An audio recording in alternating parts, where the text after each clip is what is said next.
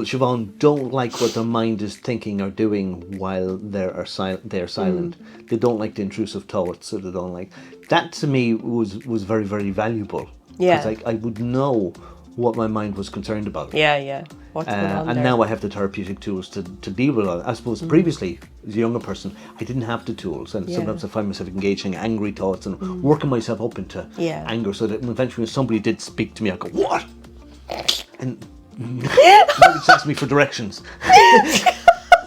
Or can you pass me the salt? What? Oh, Kill Jesus. yourself. Do I look like I work here? Isn't it amazing though how much like even doing the psychotherapy training changes you? It does, because you learn to deal with your stuff. You learn to not avoid that stuff. Yeah. To get into it and notice the connection of thoughts. And this is something I've become adept at. Yeah. And it's something I hope to teach people how to follow the train of thoughts in their heads to work through their stuff. Yeah. And when you realise you can work through your stuff and you can get rid of it and you can have a very empty mind. Yeah. Doesn't mean that you're stupid or you're daft, but you can have a peaceful mind. Yeah. And then you can bring things into that peace if you want. Yeah, my head is always going. I don't know how to stop it. I think I used to do meditation better years ago when I was younger, before I had the children, and since they arrived, I just don't do it anymore. You know, it's too much of the old multitasking thing coming in there, you know. I was listening to a guy yesterday talking about that he found it difficult to do meditation because the guy said, imagine that you're on a beach and there's lovely sand and there's waves. Doing that kind of meditation, you see, is bringing in a lot of stuff that your mind needs to imagine, needs to work on. So you're not you're not stilling your mind, you're distracting your mind, creating this imagery. One of the simple things that I do is that I close my eyes. And when I close my eyes, all I see is blackness. And then what I do is I look at the shapes in the blackness. I look at the dots in the blackness, or the lines in the blackness. Black lines on a black background, or black dots on a background. And that is minimalistic. That is nothing.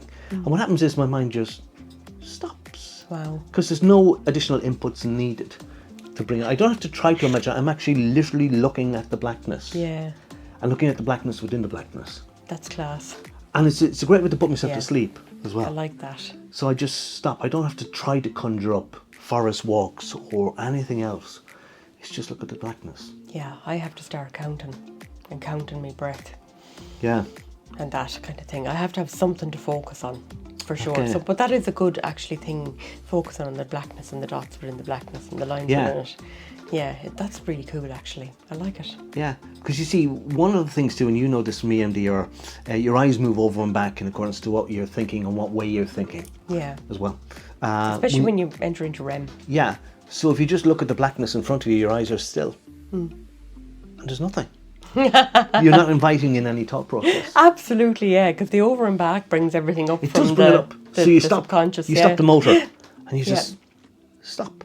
Brilliant. Yeah, because you notice when people are faced with indecision, this is what they freeze, kind of don't know what to do, and that's essentially what you're doing when you stop your mind. You stop deliberately. So I find